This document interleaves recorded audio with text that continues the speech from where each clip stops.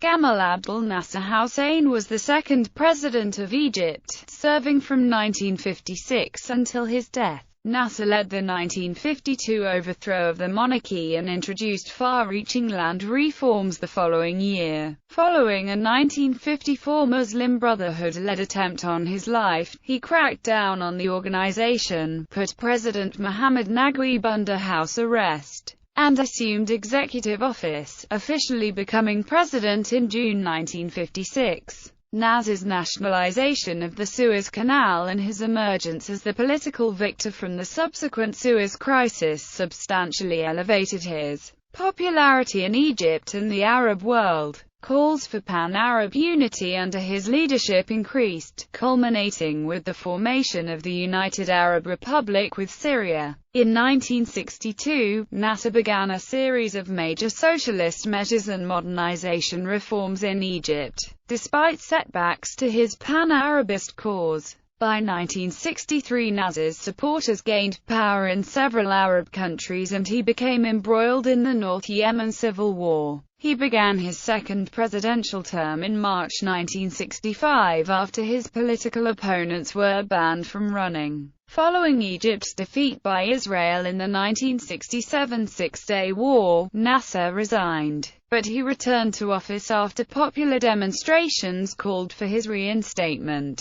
By 1968, Nasser had appointed himself prime minister, launched the war of attrition to regain lost territory, began a process of depoliticizing the military, and issued a set of political liberalization reforms. After the conclusion of the 1970 Arab League summit, Nasser suffered a heart attack and died. His funeral in Cairo drew 5 million mourners and an outpouring of grief across the Arab world. Nasser remains an iconic figure in the Arab world, particularly for his strides towards social justice and Arab unity, modernization policies, and anti-imperialist efforts. His presidency also encouraged and coincided with an Egyptian cultural boom, and launched large industrial projects, including the Aswan Dam and Helwan City. Nasser's detractors criticize his authoritarianism, his government's human rights violations, his populist relationship with the citizenry,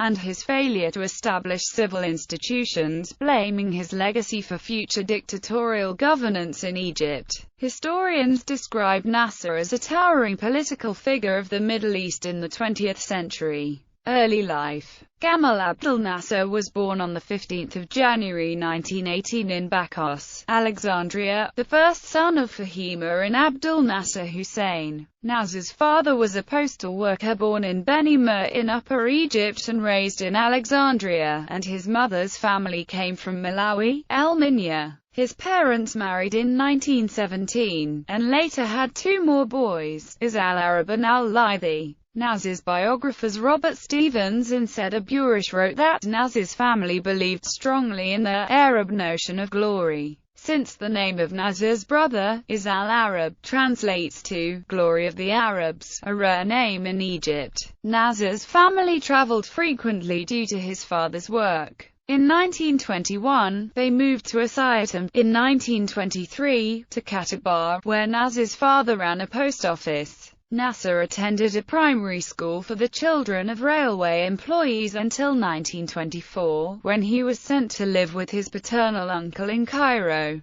and to attend the Nahassan Elementary School. Nasser exchanged letters with his mother and visited her on holidays. He stopped receiving messages at the end of April 1926. Upon returning to Katabar, he learned that his mother had died after giving birth to his third brother, Shawka, and that his family had kept the news from him. Nasser later stated that losing her this way was a shock so deep that time failed to remedy. He adored his mother and the injury of her death deepened when his father remarried before the year's end. In 1928, Nasser went to Alexandria to live with his maternal grandfather and attend the city's Attribution Elementary School. He left in 1929 for a private boarding school in Helwan, and later returned to Alexandria to enter the Ras El Tin Secondary School and to join his father, who was working for the city's postal service. It was in Alexandria that Nasser became involved in political activism. After witnessing clashes between protesters and police in Manshir Square, he joined the demonstration without being aware of its purpose.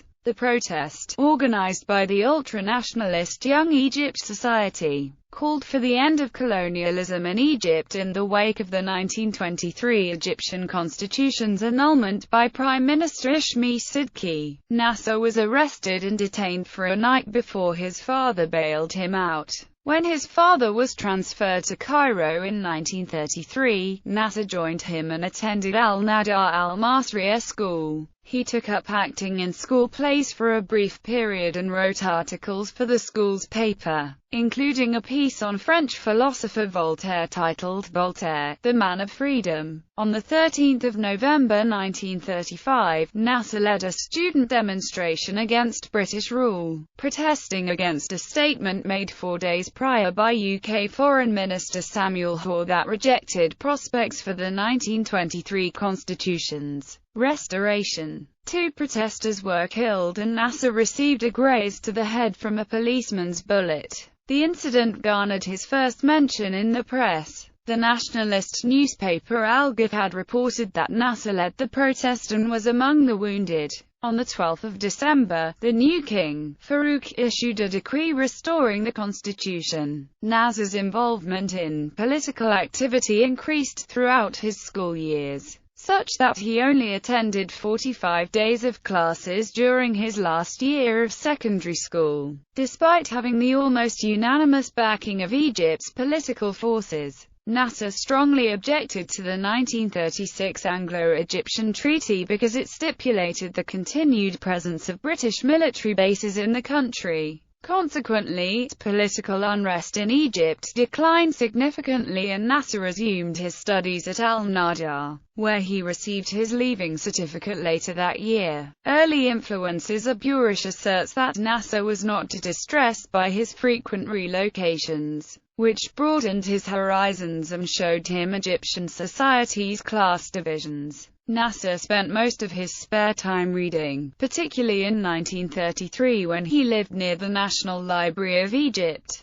He read the Quran, the sayings of Muhammad, the lives of the Sahaba, and the biographies of nationalist leaders Napoleon, Ataturk, Otto von Bismarck, and Garibaldi, and the autobiography of Winston Churchill. Nasser was greatly influenced by Egyptian nationalism, as espoused by politician Mustafa Kemal, poet Ahmed Shawki, and his anti-colonialist instructor at the Royal Military Academy, Aziz al-Masri, to whom Nasser expressed his gratitude in a 1961 newspaper interview. He was especially influenced by Egyptian writer Tawfiq al-Hakim's novel Return of the Spirit, in which al-Hakim wrote that the Egyptian people were only in need of a man in whom all their feelings and desires will be represented, and who will be for them a symbol of their objective. Nasser later credited the novel as his inspiration to launch the 1952 revolution. Military career. In 1937, Nasser applied to the Royal Military Academy for army officer training, but his police record of anti-government protest initially blocked his entry. Disappointed, he enrolled in the law school at King Fahd University, but quit after 1 semester to reapply to the military academy. From his readings, Nasser, who frequently spoke of dignity, glory, and freedom in his youth, became enchanted with the stories of national liberators and heroic conquerors. A military career became his chief priority.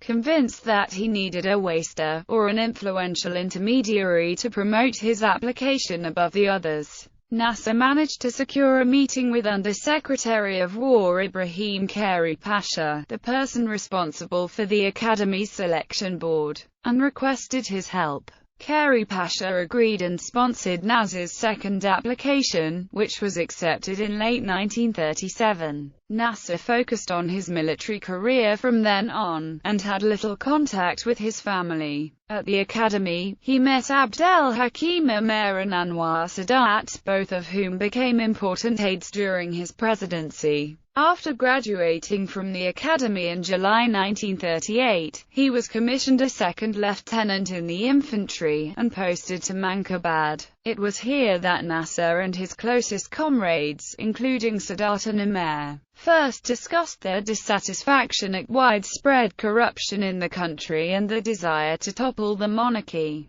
Sadat would later write that because of his energy, clear thinking, and balanced judgment, Nasser emerged as the group's natural leader. In 1941, Nasser was posted to Khartoum, Sudan, which was part of Egypt at the time. Nasser returned to Sudan in September 1942 after a brief stay in Egypt, then secured a position as an instructor in the Cairo Royal Military Academy in May 1943. In 1942, the British ambassador Miles Lampson marched into King Farouk's palace and ordered him to dismiss Prime Minister Hussein Siri Pasha for having pro-Axis sympathies. Nasser saw the incident as a blatant violation of Egyptian sovereignty and wrote, "I am ashamed that our army has not reacted against this attack," and wished for calamity to overtake the British. Nasser was accepted into the General Staff College later that year. He began to form a group of young military officers with strong nationalist sentiments who supported some form of revolution. Nasser stayed in touch with the group's members primarily through Amer, who continued to seek out interested officers within the Egyptian armed forces' various branches and presented Nasser with a complete file on each of them. 1948 Arab-Israeli War. Nasser's first battlefield experience was in Palestine during the 1948 Arab-Israeli War. He initially volunteered to serve with the Arab Higher Committee led by Mohammed Amin al-Husseini. Nasser met with an impressed al-Husseini,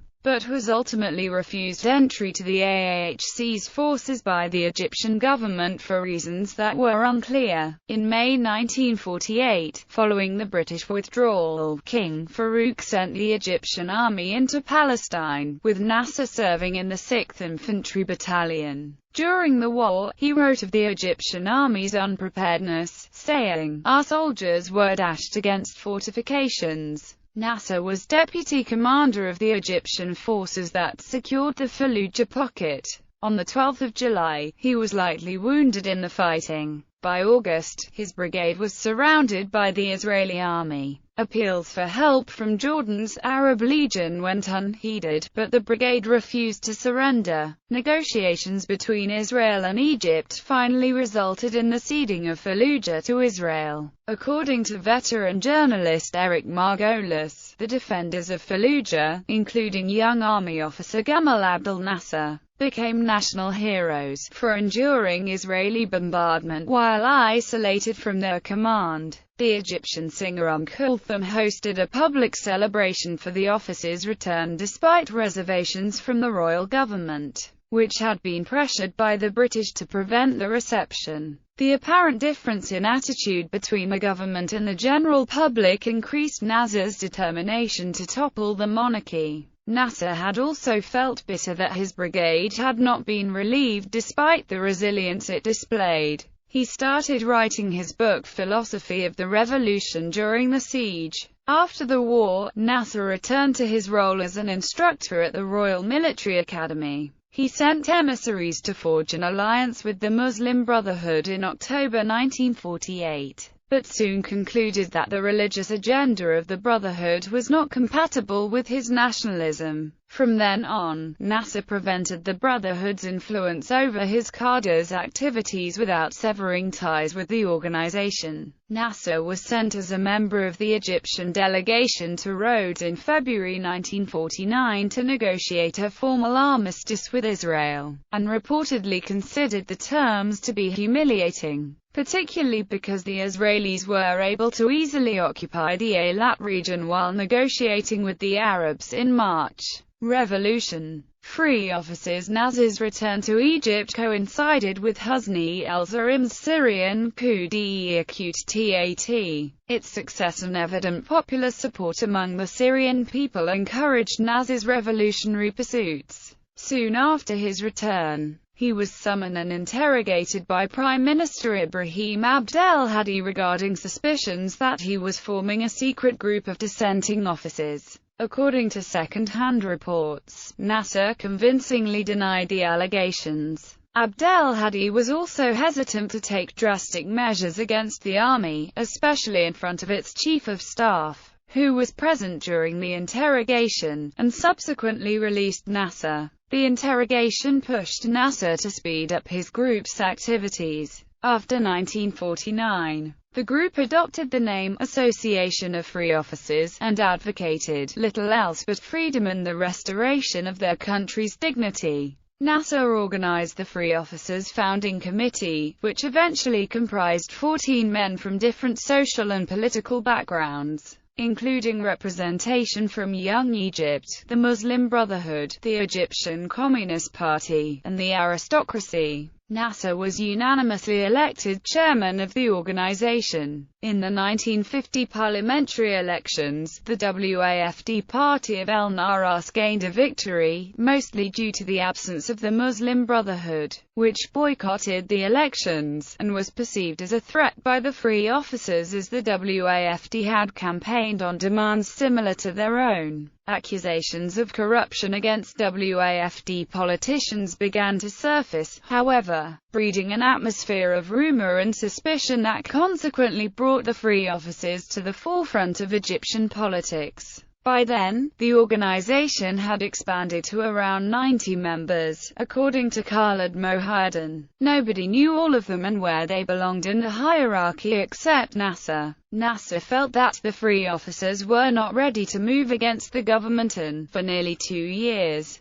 he did little beyond officer recruitment and underground news bulletins. The popularity of this move, as well as that of government-sponsored guerrilla attacks against the British, put pressure on Nasser to act. According to Sadat, Nasser decided to wage a large-scale assassination campaign. In January 1952, he and Hassan Ibrahim attempted to kill the royalist General Hussein Siriamer by firing their submachine guns at his car as he drove through the streets of Cairo. Instead of killing the general, the attackers wounded an innocent female passerby. Nasser recalled that her wails haunted him and firmly dissuaded him from undertaking similar actions in the future. Nasser was determined to establish the independence of the army from the monarchy, and with Amer as the intercessor, resolved to field a nominee for the Free Officers. They selected Mohammad Naguib, a popular general who had offered his resignation to Farouk in 1942 over British high-handedness and was wounded 3 times in the Palestine War.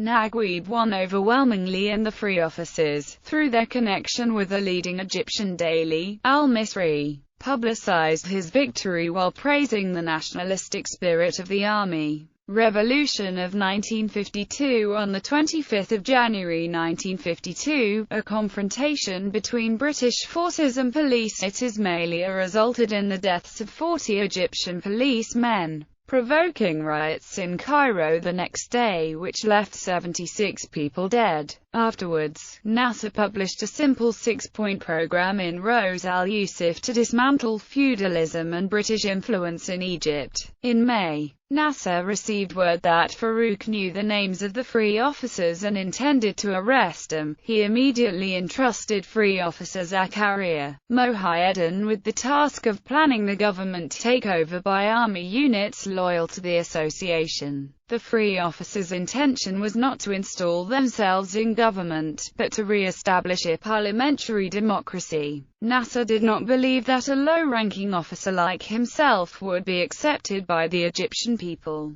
and so selected General Naguib to be his boss and lead the coup in name. The revolution they had long sought was launched on the 22nd of July and was declared a success the next day. The Free Officers seized control of all government buildings, radio stations, and police stations, as well as army headquarters in Cairo. While many of the rebel officers were leading their units, Nasser donned civilian clothing to avoid detection by royalists and moved around Cairo monitoring the situation. In a move to stave off foreign intervention 2 days before the revolution, Nasser had notified the American and British governments of his intentions, and both had agreed not to aid Farouk. Under pressure from the Americans, Nasser had agreed to exile the deposed king with an honorary ceremony. On 18 June 1953, the monarchy was abolished and the Republic of Egypt declared, with Naguib as its first president. According to Aburish, after assuming power, Nasser and the free officers expected to become the guardians of the people's interests against the monarchy and the Pasha class while leaving the day-to-day tasks of government to civilians. They asked former Prime Minister Ali Mar to accept reappointment to his previous position, and to form an all-civilian cabinet. The free officers then governed as the Revolutionary Command Council with Naguib as chairman and Nasser as vice-chairman. Relations between the RCC and Mar grew tense, however, as the latter viewed many of Nasser's schemes: agrarian reform, abolition of the monarchy, reorganization of political parties, as too radical, culminating in Mayer's resignation on 7 September. Naguib assumed the additional role of Prime Minister, and Nasser that of Deputy Prime Minister. In September, the agrarian reform law was put into effect. In Nasser's eyes, this law gave the RCC its own identity and transformed the coup into a revolution. Preceding the reform law, in August 1952, communist-led riots broke out at textile factories in Kafr el-Dawwa, leading to a clash with the army that left 9 people dead. While most of the RCC insisted on executing the riot's 2 ringleaders, Nasser opposed this. Nonetheless, the sentences were carried out. The Muslim Brotherhood supported the RCC, and after Naguib's assumption of power, demanded 4 ministerial portfolios in the new cabinet. Nasser turned down the demands and instead hoped to co-opt the Brotherhood by giving 2 of its members, who were willing to serve officially as independents, minor ministerial posts.